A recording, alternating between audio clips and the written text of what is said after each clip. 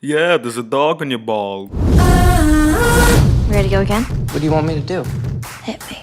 You're a 15-year-old girl. Ugh. What the hell? Act like a bitch, get slapped like a bitch.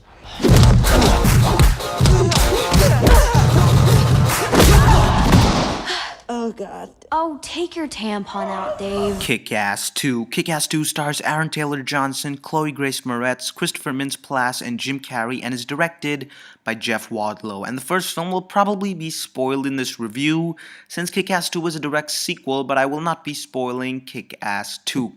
So as you know, Red Mist survived and now wants revenge against Kick-Ass for what he did, so he decides to become a supervillain called the Motherfucker, and gather up a supervillain team. Meanwhile, Kick-Ass 2 and Hit Girl are still fighting crime and working together. And Kick-Ass gets acquainted with Colonel Stars and Stripes, who's rounding up a team of heroes. And I was of course excited for this film because I absolutely loved the first Kick-Ass. And Kick-Ass 2 does have a lot of what I liked about the first film, but unfortunately it delivers a lot less. They may wear costumes, but it isn't Halloween. They're real-life superheroes. Me and Hit Girl were training every day. And there were more and more people joining us every night. Colonel Stars and Stripes reporting for duty. We try to have fun. Otherwise, what's the point? Now, from the get-go, the film has a lot of scenes and other nods to remind you of the first film, and initially it does feel like less. It feels like it's trying too hard to be the original film.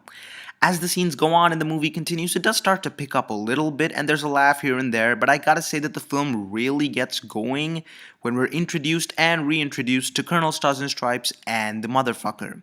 Those two really get the plot going, and the film does improve from that point on, and there are a couple of scenes like those where Hit Girl has to deal with high school issues that were completely unnecessary, but by the end of it, I guess I can say that I just about enjoyed the movie. A world full of superheroes, huh? Where do they get a load of me? I am gonna make Kick-Ass pay for what he did to my dad. You want more? I'm building an evil army. I'll bring you more. Who is this guy? He's claiming to be the world's first real supervillain.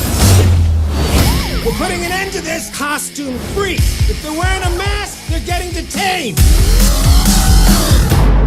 Promise me that you will never dress up in that outfit again. Kick-Ass isn't a costume. It's who you really are. The acting in the film is fine. Kick-Ass and Hit Girl pull off good performances, but I gotta say that I was really happy with Christopher Mintz-Plasse as the Motherfucker. He had that bit of eccentricity that I liked about him in the first film, but I have to say, if there's any scene stealer, it has to be Jim Carrey. I've said it before and I'll say it again. Jim Carrey is an extremely talented actor, and what he does with this role, it's phenomenal, but yet it's hard to explain because he's heroic, he's emotional, inspiring, and badass all at the same time. And of course, he is my favorite character in the film. I guess my issue is that we just don't get enough of him. My daddy made me promise I'd never stop defending this city. I'm prepared for anything. We gotta make this right. The anticipation's killing me. Now, okay, look, here's the thing. The first film was different, awe-inspiring, a film about a boy who wanted to become a superhero. The bit of naivety and universal appeal that the film had from that perspective is where I thought it was more relatable to a certain extent, and that the film had such memorable moments. Kick-Ass 2 does possess a few cool action scenes, but doesn't strike you all that much from an emotional perspective. Kick-Ass 2 tried really hard to be the original, from pushing Hit Girl to an extreme level and trying to make the film a bit more raw, but there's something about the film that doesn't wholly connect and stick with you like the first film did. The first film was absolutely game-changing, highly realistic, and the second film just wasn't quite up to the mark, even though it was still kind of enjoyable. What's the party? There's no room for punks in suits. Just real heroes who can really kick ass. Game on!